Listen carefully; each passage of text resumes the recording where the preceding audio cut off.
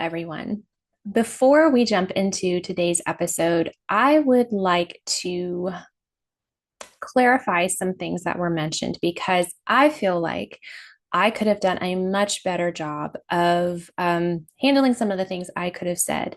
Now, the reason I'm leaving the content in this episode is because I still think it's a good conversation. I still think that the discussion is worth having and hearing simply because it brings up some good thoughts and questions. And I will tell you, there's a lot about this that I just don't know, and there's so much to this that I'm just still learning. And so I'm acknowledging to you right now that I could have handled some of the conversations in this episode better. Now, specifically, what I'm talking about is when we talk about whether or not IVF should even be really, is it even really something that should be done? And we live in a very advanced, medically advanced world. There's lots of things that the medical field can do. And it's also brought up that IVF is different than, should we be creating life this way? I know we can extend life, but God ordains life. So is this really, intrinsically, IVF is just a completely different thing other than using modern medicine to extend or better a person's life? Well, that could be interpreted as really putting God in a box and saying two things. Are you saying that God can't use IVF to create life? What about all the people who have been born via IVF? Should they not exist? Um, is are we really limiting this field of medicine versus this other? I mean, if these other people didn't have these medical procedures done or these treatments, then they would be, their lifespan would be much shorter. And those are very valid points, and I completely agree with you. I believe I did not handle those discussions very well. So I want you to hear from me now that I am not saying that anyone who has been born via IVF should not exist. That is not my heart. That is not what I think or feel or believe in any way. Every life is precious. Every person has a purpose and a plan from God. And if they are born, if they are created and conceived, then they have a plan from God. And I 100% believe that at any point of conception. So now that this technology exists, it's not a question of whether or not should we do it. It is more a question of how should it be done and what rules and regulations should be set in place, because there are just none for our country. So that, I think, is a more appropriate way of addressing that right now. I, again, do not have all the answers on this, and am so early in learning this that really I'm just still praying about it and figuring it out, and seeking God's wisdom in all of this. And of course, He ordains life. And if it's either through IVF or through traditional methods or adoption or any of those other choices, it's still Him ordaining life. It's still Him creating a human being at any point in conception. That life is valuable. That is the truth. That is what I believe is completely God's heart. Every life is valuable. And I appreciate your grace. This is a tough topic, and I welcome feedback. I welcome comments and different opinions. I like I said, I'm learning. If we can be respectful and loving in our comments and in our opinions and the things that we talk about, then I'm always open to discuss it and learn, because my heart is to align with God's heart and to really seek truth in all of this. So I hope you enjoy the episode. I hope you sit through it and listen. It is challenging, and it might be more challenging for some of you than others. And some of you might just not think much of it at all. Wherever you fall, I hope you do listen, because I think this is a really important topic that everyone needs to be aware of.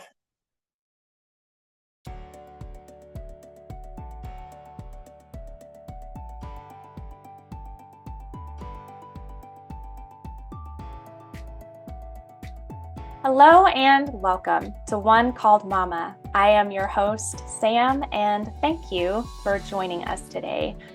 So, I have the pleasure of speaking with someone I've known for a long time. Shelby, how long has it been? Like 20 plus A years? long time, 20 Yes, plus years for yes. sure. So we grew up together. My sister and her were friends, and I'm just really excited for her to share. She has a really huge heart for children and for adoption. And we're going to jump into a topic that I'm fairly confident a lot of y'all probably haven't really heard about in the way that we're going to discuss it. So, first, before we jump in, Shelby, I'd love it if you'd share just a little bit about yourself. Sure. I am Shelby, and I've been married to Truett for 20 years. And we have four beautiful children. We have a 15-year-old, 11-year-old, 4-year-old, and now an 8-month-old.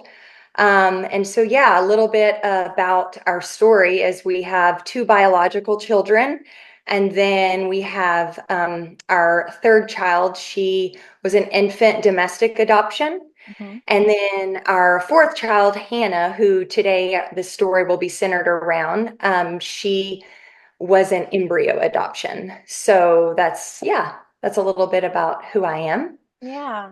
and a follower of Jesus. Yes, absolutely. Yes, ma'am. So let's jump into Hannah's story because it's a very unique one. One that I had just no idea about. So let's talk about her adoption, about her story. Sure. So I do want to just start off this conversation by saying that I know that this is a very sensitive topic. I've prayed so much about how to share Hannah's story without offending people, and there's no way to share it and it not offend someone. And so I continue to pray what that looks like, and I feel like I'm still called to be a voice for these children that don't have a voice. I'm supposed to speak the truth in love. And, I kind of was trying to think, some women might feel that I don't have an understanding of what the heartache, how much heartache there's there when you can't conceive a baby naturally. And they're right. I don't know what that's like because that's not my story. But I still feel that from a biblical perspective, I still have to speak out the truth about what God says about these children, even if I can't relate in that sense. And so, I thought about the example of divorce. There are reasons for divorce, but if I have a friend that has a reason, does not have a reason to get divorced, because I love her and I'm commanded to, I would speak to her and talk about, you're unhappy. That's not a reason, but I've never been divorced. So does that mean I don't speak about it? No, absolutely not. So I wanted to start with saying that I get that this is very sensitive, but I also, I'm convicted by Proverbs 31, 8 through 9. It says, open your mouth for the mute, for the rights of all who are destitute. Open your mouth, judge righteously, defend the rights of the poor and the needy. Mm, And these embryos, they're mute. These frozen babies are mute. They are the destitute. And I have to speak yeah. for them. I must advocate for them. Yes. So that's where I'm at in this conversation. Um, so anyway, do you just want me to start with with her story and how we found out about embryo adoption? Is that where you would like us to go now? Yeah. So how did all of this come about for you? Because, when we think of adoption, we think of the more traditional sense. Either it's an open or closed, you foster to adopt, that kind of thing. So when I heard about just a little bit of what your story entailed, I was really just blown away. I had no idea this was a thing.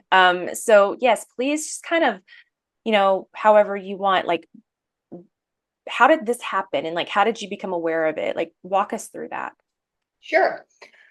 Okay, so a few years back, when we adopted our 4-year-old, almost 5-year-old Felicity, that was an infant domestic adoption, and a couple years went by, and I just really felt like the Lord was not done Mm, with building our family, and it was more about just still having a heart for adoption.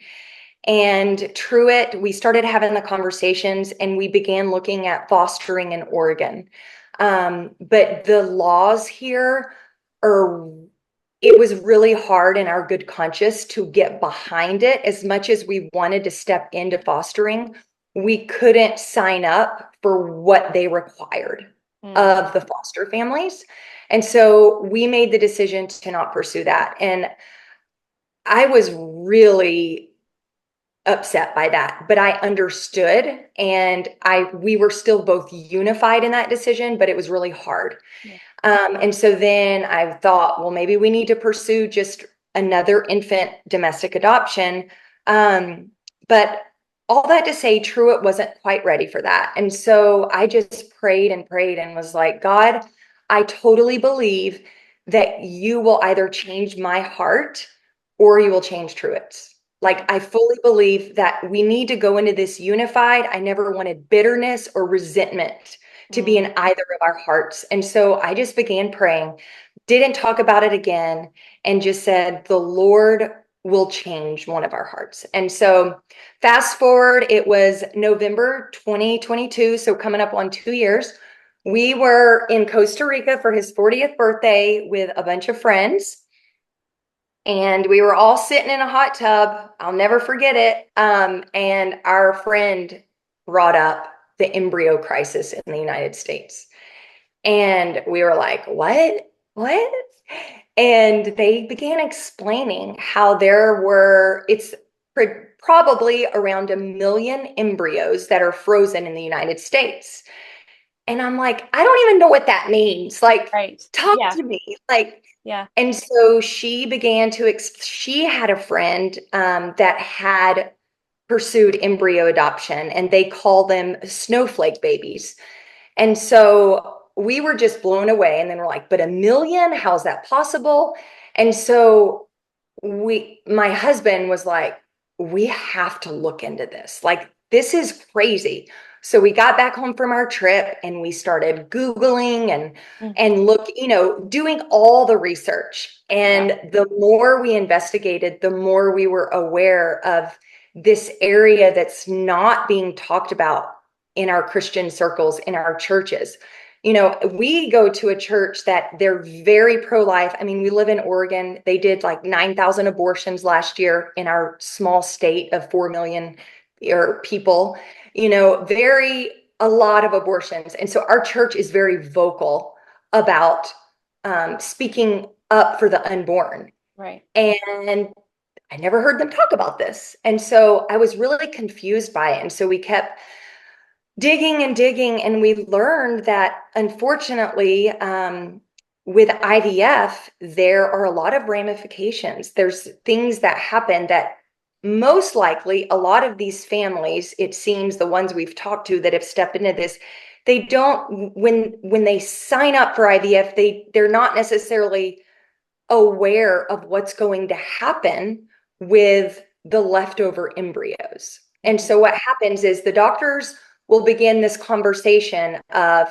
okay, we've tried all the other treatments. IVF is your next best option. So let's take as many eggs as we can retrieve at once. Let's fertilize as many as we can, and then we'll freeze them. And that way you pay one time your $15,000 for all of, I mean, it's a lot on the body to do an egg retrieval. So that's kind of how they market it, so to speak, of we're going to do this once and then we can freeze the embryos. And then that way, after you have a baby, you can come back and have another baby. And then 2 years later, if you want another one, you have another one. And so for a desperate mama who, or maybe not a mama yet, but is desiring to be a mama, Right. doesn't that sound so good? Like, oh, here's our chance. This is our chance to have a baby. And so I think that the desire to have a baby is a good, right desire that God gives us. And so there we go. IVF, you begin this process. And, we can use an example of, let's say that there are, they do the egg retrieval. They fertilize 10 eggs, and that becomes a baby at that moment. That is the moment of conception. And so let's say that they made 10 embryos, which that can be a lot or it's not a lot. Like there's a huge range of how many they end up making. And it depends on the female and her egg situation. So they do that. Let's say you start with 10.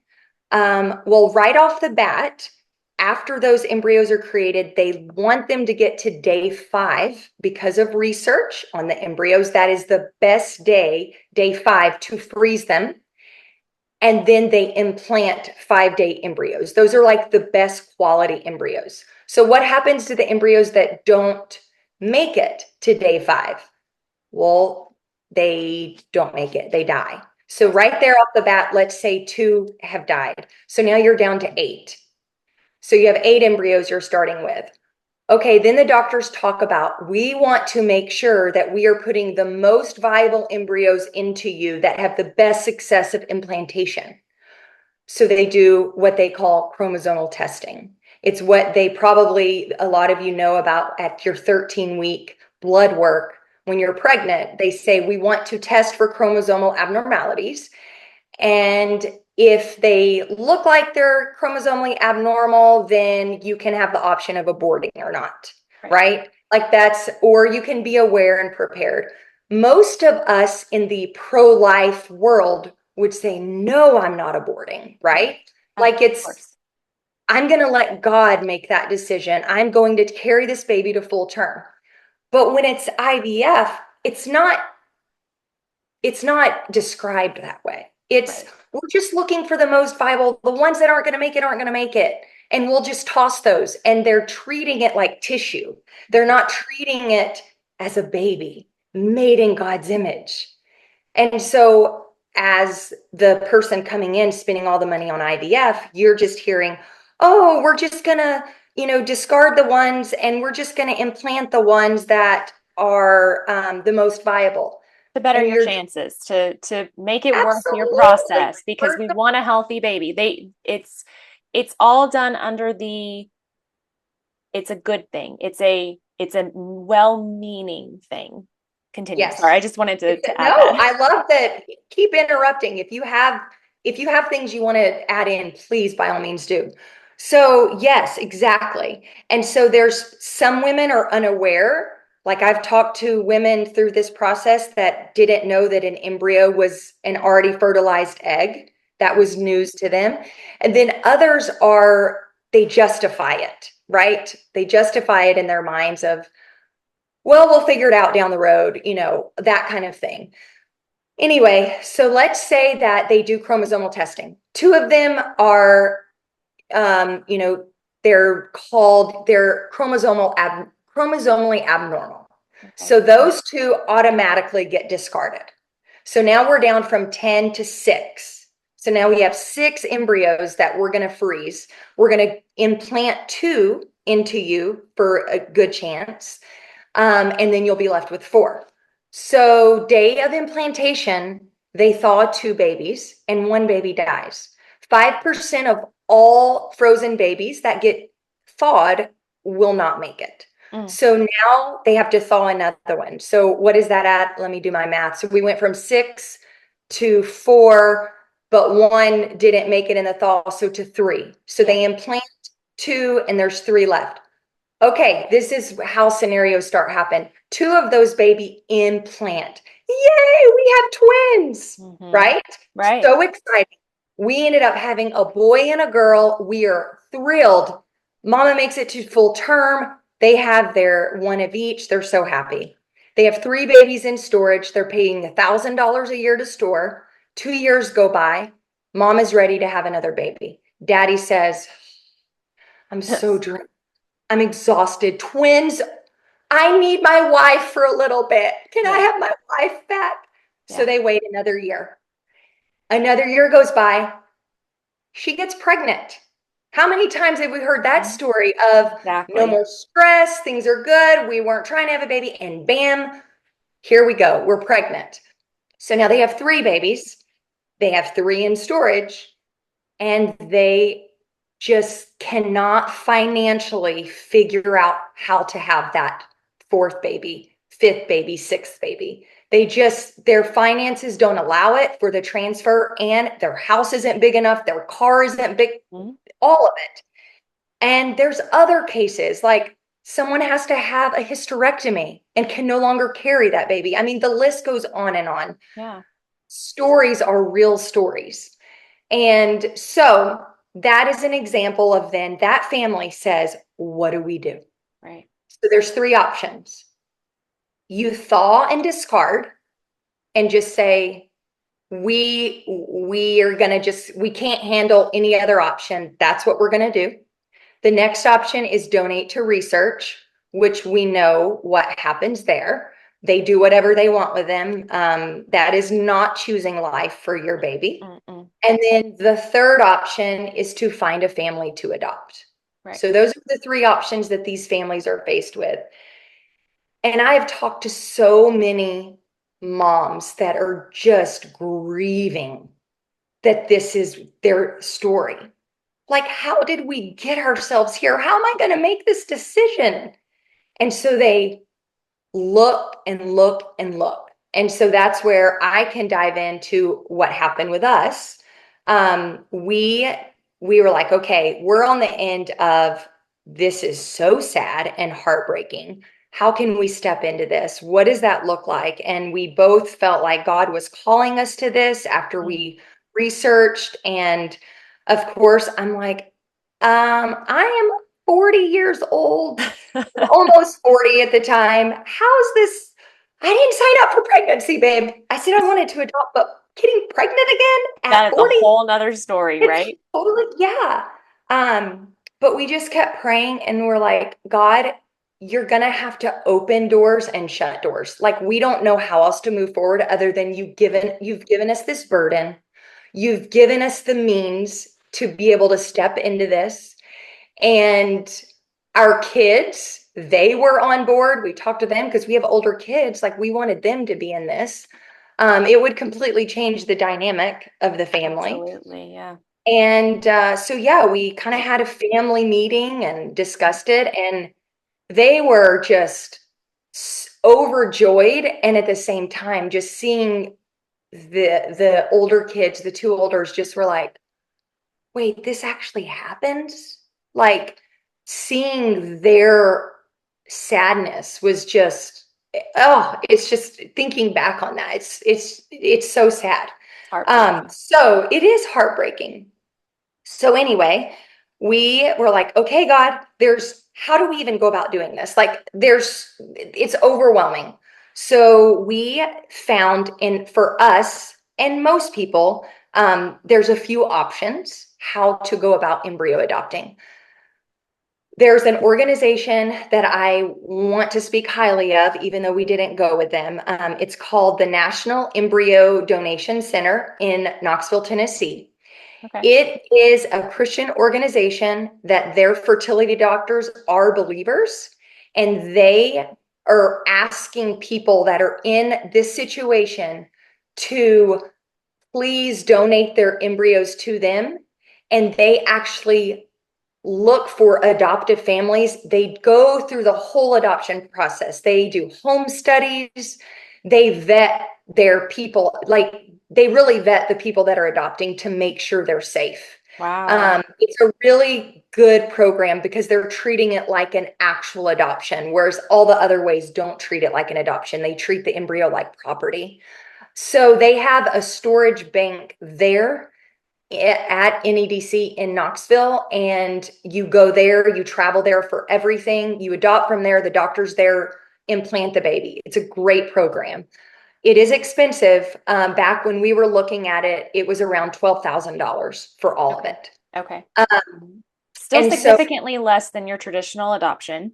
If you're looking to absolutely. adopt an infant, that can private or I was going to say public, but that's not the right term. Right. Like going through an agency Right. or doing private without that middleman. Yeah. Yeah, it's still upwards of like 30 or 30,000 or more is usually how much it is. Yeah. Correct. I've heard recently that they're saying those numbers are closer to 50,000 now, which is a lot of money. It's Um, it's it's that's a whole nother. but Woof. I know it's a whole nother conversation, but anyway, so NEDC was an option. We also had the option of Facebook, where these groups are forming, and families will post their embryos that they're giving up for adoption, and families like us will post our desire to adopt. And then you wait for someone to reach out, either way. So that was an option. And then you have clinic options. And these are just normal fertility clinics that they do IVF every day. They're in the money-making business. They're pushing more and more embryos. And then after people complete their family, they say, well, you can just donate them to us. And then eventually there will be families that their IVF doesn't work for them. And so you can donate them to them, but that will be a closed adoption. Meaning you wouldn't know the families. So Truett and me, because Felicity is an infant domestic adoption, we really felt that we should pursue open adoption because she is an open adoption. And we didn't want Hannah to feel like she had a different story and like, well, why does Felicity get to know her family, but I don't get to know mine? And so we actually kind of close that door. But yet at the same time, I did want to share this. We began praying, okay, God, these are our options. Please lead us to the baby that you want us to be led to, whether it's to release from storage and the baby not make it, but gets to go be with their creator and not live in this petri dish, or the baby that you have to be with us until you decide otherwise. Like, lead us to that baby. And so that's what we began praying. And for us, we decided to pursue all options. So we applied with NEDC and they had a several-month waiting list, but we went ahead and applied. We put ourselves on Facebook and we scheduled an appointment with an IVF clinic near like 3 hours away for Okay. a virtual consult in the next few months. And we thought, you know what, God, we're going to just pursue all options and we're going to watch and see what you do. Within a week, we heard on Facebook a family reached out and we talked with them, and they were only 3 hours away. It was going to be an open adoption. She was 54 and could not have their last embryo. They had tried for 3 years to adopt it out, and no one had adopted it because it was untested. She didn't want to get it tested because she felt wrong in doing that when she did IVF. So she did not do the chromosomal testing. And a lot of people in this situation that are adopting, they can't have babies. And so they want to get the most viable embryo to adopt. So they're looking for tested embryos. And so her embryo she couldn't find a family to adopt. And so we ended up saying yes. I'll try to make this story quick. It was like, okay, instead of going to a clinic here and trying to get the embryo here, we're like, their clinic was only 6 hours away in Seattle. And so we immediately did a virtual consult with that physician there. And it just made sense to go through them because there was no issue of transport and all the things. Right. So in order to get your embryo into your name, it's not an adoption, it's a transfer of property. So it was pretty easy, which is sad.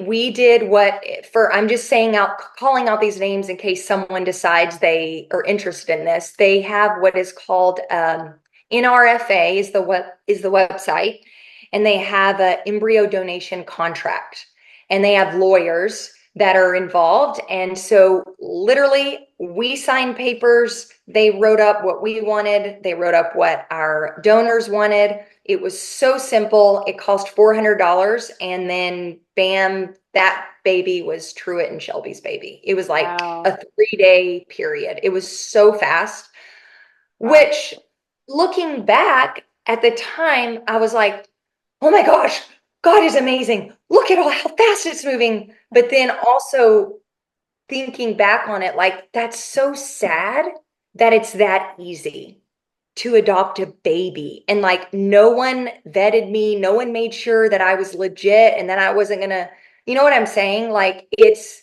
pretty crazy how there are no laws around this. It's just whatever. So anyway, November of 2022 is when we found out about the need.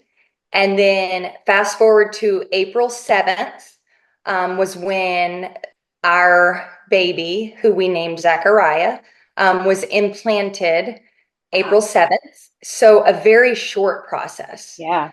And then he did not survive. We did our pregnancy test day 9, because they tell you to do it around then, and it was negative, and we were so devastated. But at the same time, we knew going in that this was not about being pregnant. That was not the win. So even though it was our loss for us and our kids, like it was a win for heaven. Like that baby got to be released and to go be with his creator. Well, we don't know if it's a he or a she, but we named him Zachariah because that means God remembers. And so God remembers and sees these babies. Yeah. And in his perfect timing, he is going to rescue them. And so we just wanted to honor Zechariah with that name, knowing that he was remembered and God saw him and rescued him. And we were honored that God used us in that process. Yeah. And then also knowing that that family, like, she is a dear friend to me now. Like, we still talk and keep up, because she had a burden that was so heavy on her to carry. And we got to be part of her getting to give her baby a chance at life. Yeah. And now she doesn't have to walk in that, what do I do? She did the best that she could do with what she had to work with. So, that's huge too. So fast forward, it's like, okay, Lord, obviously we know that you are leading us specifically to the child that you have for us and that you want to be with you. And you wanted Zechariah to be with you. And so now what do we do? How do we move forward? And so we took our time to grieve and process. And then we just kept God, we just felt like he still wanted us to continue. And Truett and me had kind of in the back of our mind, we kind of treated it, when you have sex to have a baby, like you don't just do it once and then you're like, oh, I didn't get pregnant. I guess I should go to the doctor, right? Yeah. Like Right. you try a long time. Yeah. And so it's like, okay, usually you try more than 3 months, basically, more than 3 cycles. And so it's the same with this. So we kind of, in the back of our head, financially, we could do it 3 times.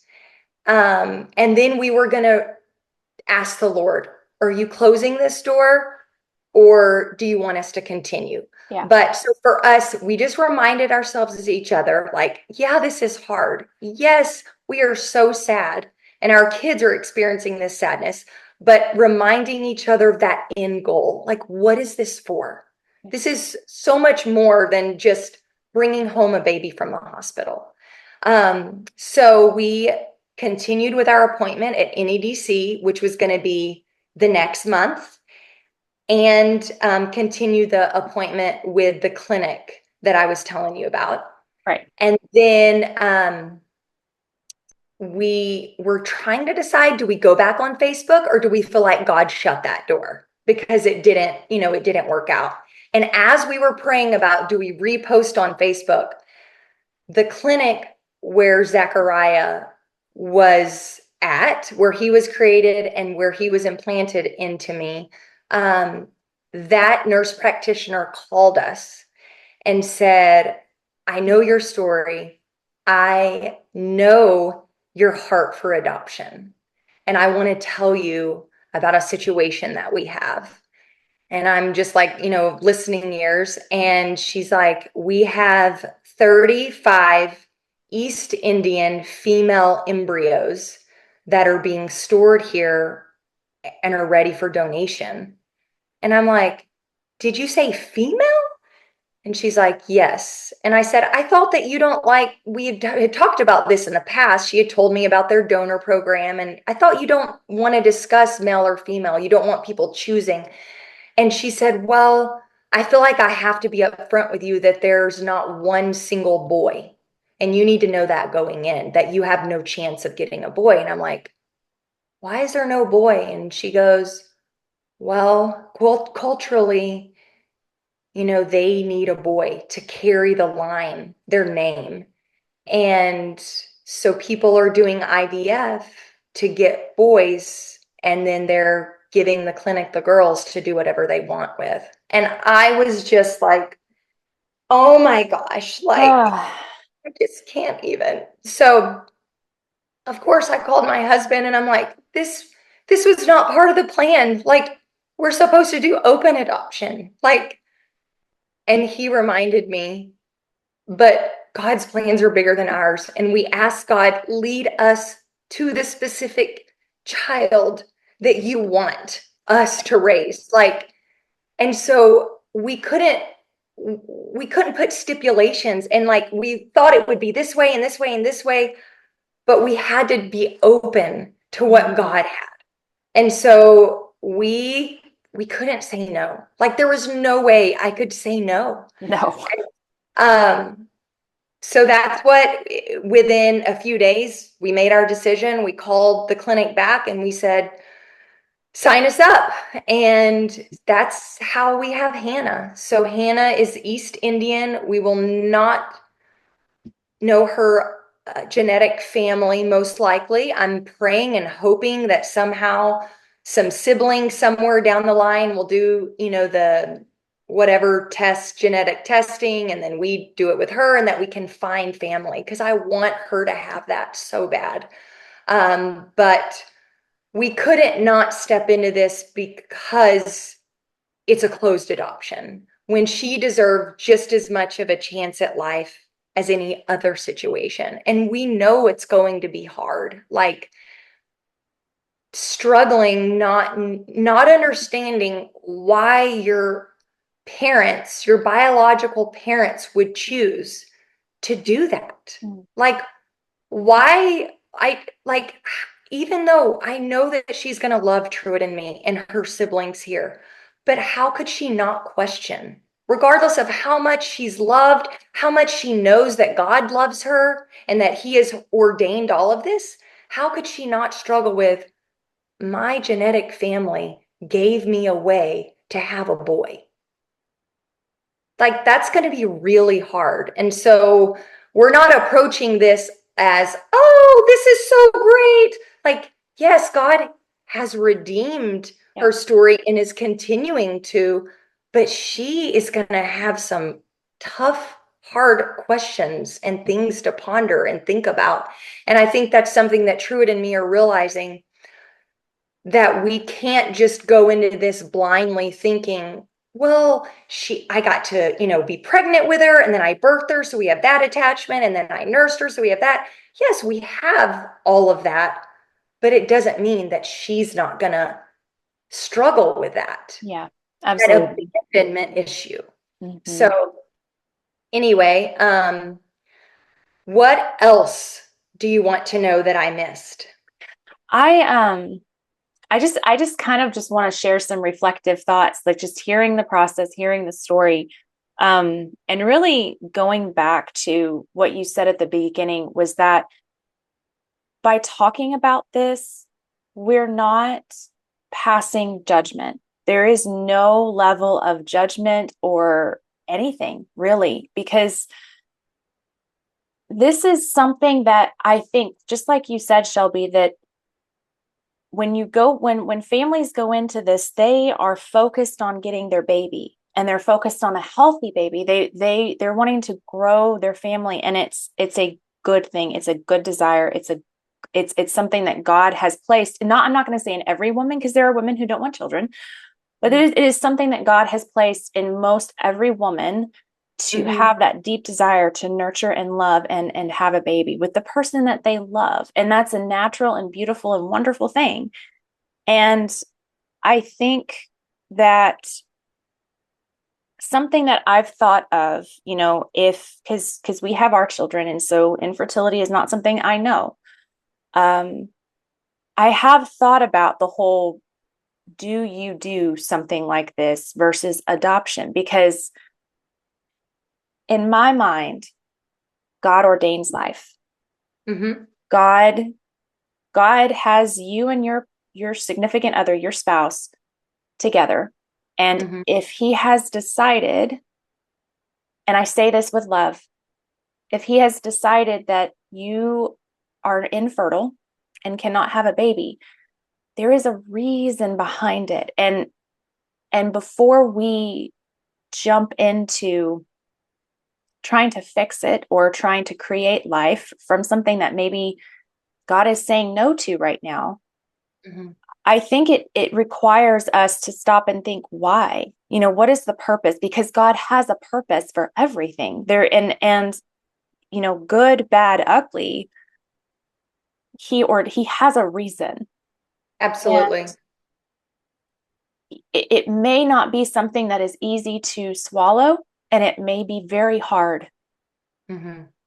And if we are willing to give God our yes and be obedient, Mm-hmm. we will see fruit from whatever the situation is. And, my mind, there are so many children. And now you've opened my mind to a world of more children who need families Yeah. that do need to be adopted. And like you said, I have heard so many stories from people I know who have adopted, and then all of a sudden they can have a baby. And in Right. fact, one such story, she'd be lovely to have on the show, is they did I don't know whether it was closed or open, but they had an adoption. They tried to get pregnant and couldn't. And the baby was a couple months old, like maybe 4 or 5, 6, I don't know, not a year old, definitely under a year old. Mm-hmm. And she just started feeling funny, and she had this feeling that something was off. And she took a pregnancy test. Lo and behold, she's pregnant, and they have a very, very, very young child so that they just closed the adoption on. Oh, So it's goodness. just things like that. I think that God, sometimes, and I'm not saying every time, but sometimes he causes infertility so we adopt, and then he opens our womb, Mm-hmm. because otherwise we wouldn't choose adoption. I think that we would just grow our own families. And I know for my heart that I've had a heart for adoption since I was a child. I mean, forever. I can't even remember when it started, but I've always had a heart for adoption, and I've always wanted that to be something that I did, and I haven't yet, and I'm praying that God allows it. But I knew that if we couldn't get pregnant, if we were infertile, that was the first thing that I was going to do. It was always going to be adoption. Mm-hmm. And how beautiful for families who are infertile to Mm-hmm. have this new option, Mm-hmm. instead of doing this yourself with your own egg and your husband's sperm, going to one of these clinics, going through this organization you mentioned, and adopting someone else's baby. And Mm-hmm. it's a sacrifice. I know it is. I know it's a sacrifice. I know it's not the same thing. Like I understand that. Mm-hmm. And there is just an obvious need for Christian families, Mm-hmm. to help these babies. I mean, Mm-hmm. this is not something that, once you hear about it, it's not something you can ignore anymore. And now that I am aware of it, which Mm-hmm. you just totally opened my mind up to this, it's like, well, now what do I do? How how do I help? How do I what do I do? Like, what's the first thing that I can do? And honestly, it was like with you, it was like, well, let's just bring awareness to it. Let's talk about it. Right, right. Let's share the other side of this because it seems like a really good thing. Hmm. And it has this really dark side to it that, like you said, left unchecked, no laws around it, no rules, no um I don't want the process to be expensive because I want it to be something that's affordable for people. So I think it's a good thing. But like you said, I think it needs to be, people need to be vetted. People need to have background checks done. They need to, they need to know who these babies are being, given to. And there's just so much there to unpack. I mean, what are, what are some of the things, like if you were, if someone was listening right now who is struggling with infertility or was considering IVF, what would you tell them? Like what would you want them to hear right now? Well, one of the things that to me is just super sobering to think about is that there are more deaths related to IVF embryo deaths than there are abortions every year in the United States. Whoa. But we're not talking about that. So 93 to 97% of all IVF babies, so all babies created, with IVF babies, in vitro fertilization, um, they are all going 93 to 97% will not make it.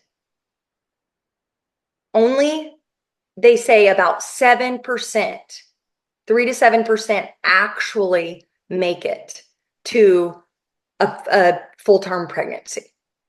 That is crazy. Just crazy. And the way that percentage is what we talked about earlier. If you start with 10 and then you get down and down and down. Right, right. And then what do you do with the leftovers? And then there's something else to know is with a perfectly graded, because that's another thing we didn't even talk about. So the chromosomal thing that happens, then the next step is they grade the embryo. They Mm. have an A to C grading, and then they have numbers, and then it has to do with like the shell of the embryo and all the things. And so like an AA5 is like the best embryo. And it's frozen on day 5. It's got grade A for this and grade A for that. And so what they'll do is they'll implant the highest grade embryo first, and then they store the less graded one, the ones that aren't as high of quality, because this is your best chance. The problem is no one really knows if that it doesn't, that it's definitely not a chromosomal thing. It's just the way the embryo's looking. Right. Um, and so I know what I was going to say about that. Those embryos, even the best, the mama has no issues. Her uterus is perfect. There's no issues on her end. And the embryo is the best graded. That's only a 50% success rate of implantation. That's the Oh, best you can get. it's still risky. So it's exactly. So that's why they like to implant 2 at a time, Yeah. because that increases your odds. It's not that likely that you will end up with twins. It happens all the time, but it's not, they go ahead and do it because it's not likely that you'll end up with twins.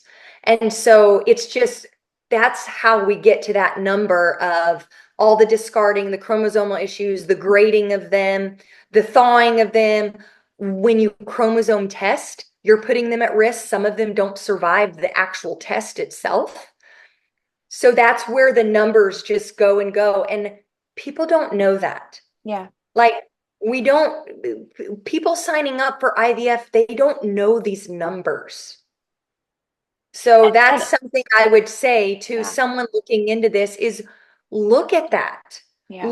Don't look at the IVF clinics information. Hmm. They are not about saving babies. Hmm. They are about making babies. Yeah.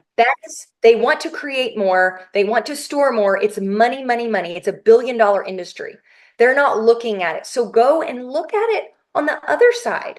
Yeah. The research that shows there's so many babies every year being destroyed because of IVF.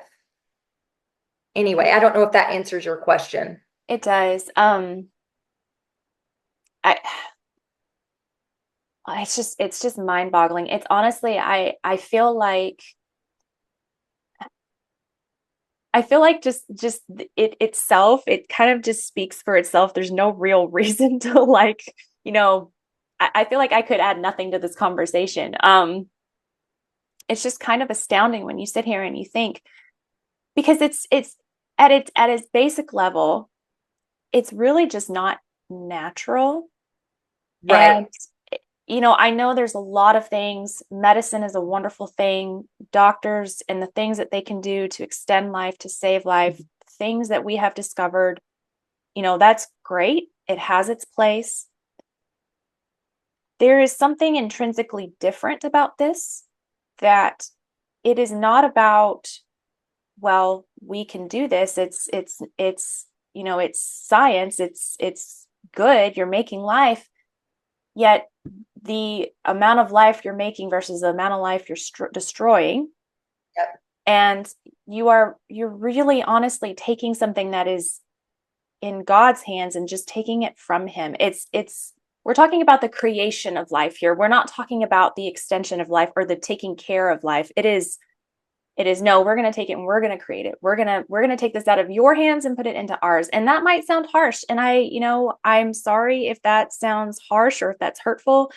This is going to hurt people. Yeah. Talking about this is Right. going to be painful, and Yep. it would be unloving for us to keep this to ourselves. And Mhm. honestly, it would be on a level, it would be disobedient. Um, Uh-huh.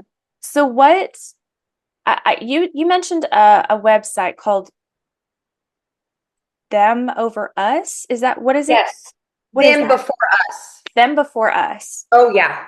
Highly recommend. Okay. It is if you are looking not at the ins and outs of embryo adoption, that's not what it's for. It is totally about children's rights and Okay. us as adults making sacrifices for the rights of children.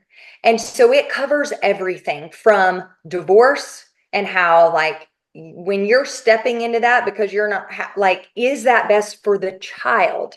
Like, it talks about surrogacy and how that is not good for a child because it loses its birth, the baby loses its birth mother, and there's lots of research on that of what it does. Even though it's not her genes, she still provided a womb for that baby. And so Yeah. it talks about, is that best for the child?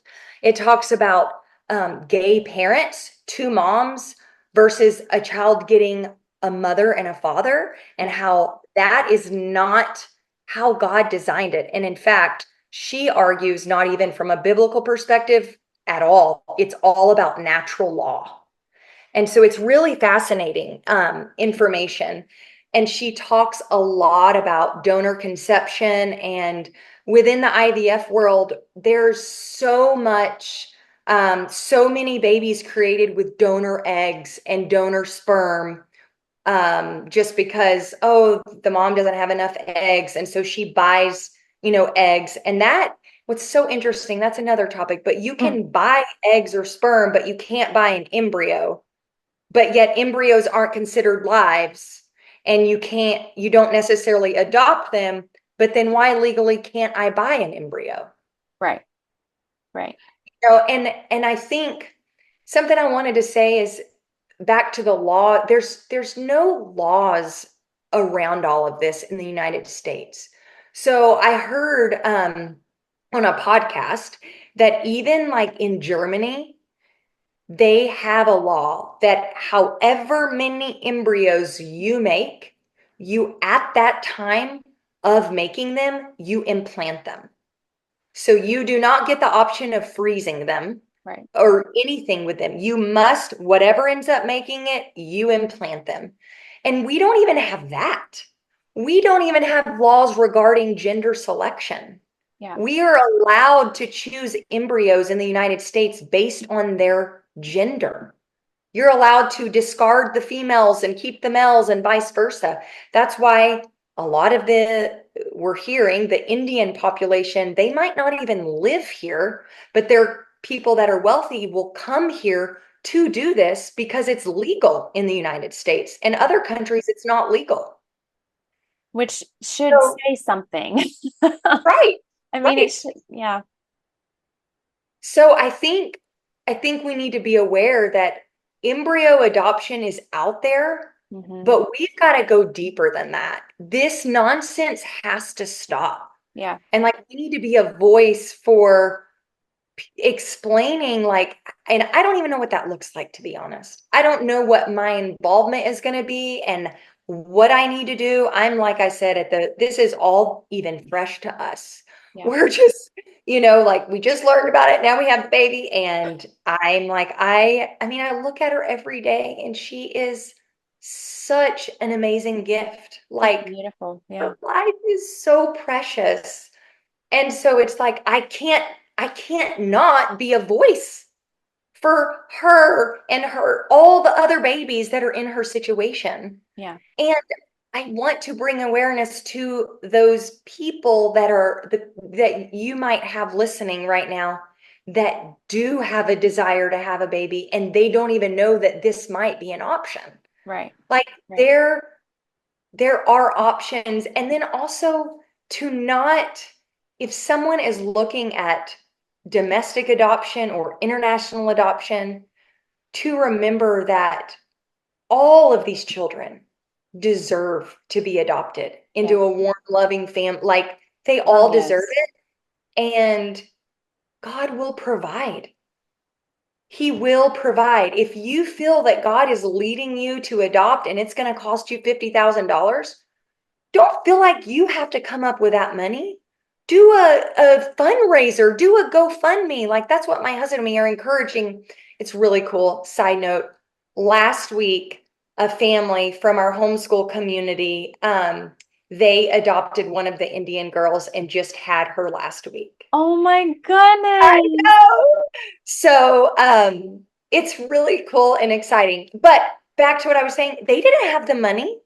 But all they did is do a fundraiser. She was going to do a bake sale. And before she made it to the bake sale, they had raised the funds to adopt and do this embryo transfer. Oh my Like goodness. people want, and biblically, they're called to take care of Yes. the orphans and widows. And some people don't have the womb. Some people can't have more children in their home. They can't adopt for whatever, but they want to support that, just like Yeah. missionaries. We're Yes. called to send. We can't always go, Right. but Amen. Yes.